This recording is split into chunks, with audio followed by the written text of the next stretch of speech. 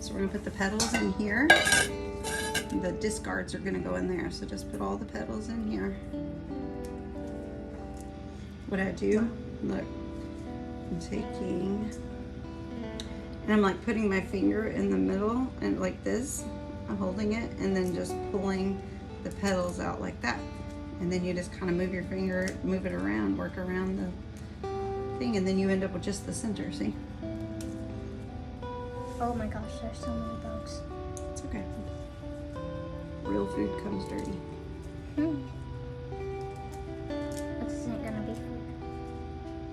But it is. Oh yeah. We're turning it into jelly. I forgot we aren't making tea, we're making jelly. Because what's gonna happen is we're gonna make the tea and the bugs will just die in the hot water. And then we're gonna strain it because the petals don't actually go in the jelly. We're gonna strain it all out, squeeze all the juice out. And then all the petals and the bugs and all the stuff will just go in the chicken bucket.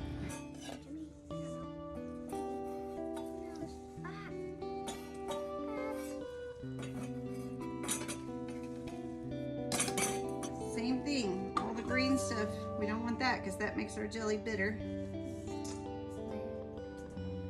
I brought you these, so you can just take, look, and just snip the end off and throw it in there, okay?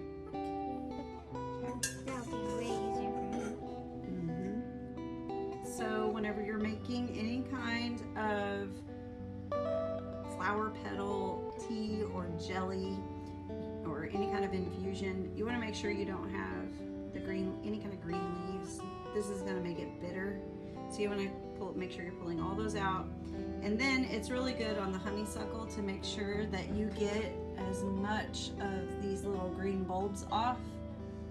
But you don't want to pull, if anybody's ever eaten honeysuckles, you know that you pull this part and the little stamen comes down and pulls the nectar out in a bead, and that's what you eat.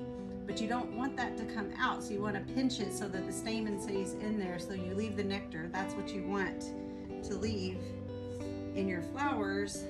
That's what gives it the yummy flavor in the jelly. But you want to try to get as many of these little green bulbs off the end so that you don't turn it bitter.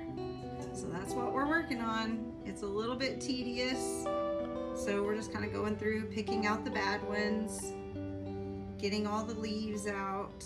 So it's great to have little helpers whenever you're doing this. Okay, so we've got most of them done. So there's all of our blossoms ready to go. I'm gonna put these in a jar. Excess petals, if any of the excess stuff that looks like cheese. Cheese. Okay, now we're gonna go boil some water. We're gonna do 4 cups per type of jelly that we're making. Okay, the water is boiling, so now we're gonna put 4 cups in each jar.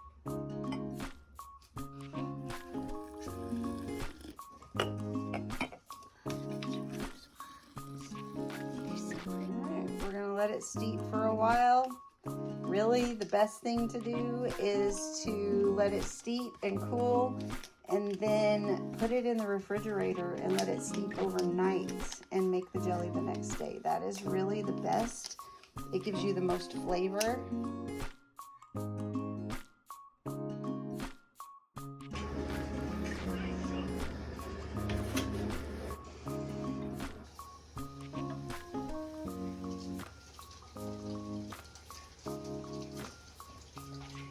You always make sure and wipe the rim, because if there's any food or anything here on the rim that gets between the lid and the glass, they will not stick to the lid. Hold on. Think.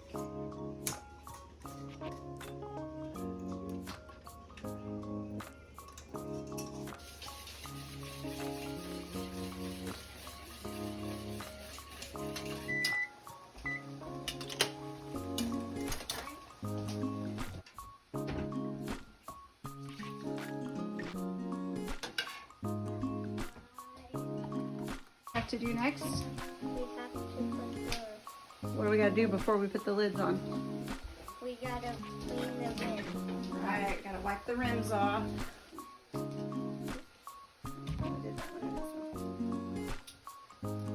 gotta process them over there in the big pot too. So what we're gonna do is called water bathing. We're gonna water bath them, which means we put them down inside that hot water. And it'll have water above the lids and it'll suck all the air out and seal the lids down. So then whenever they come out, the lids will pop and they'll seal.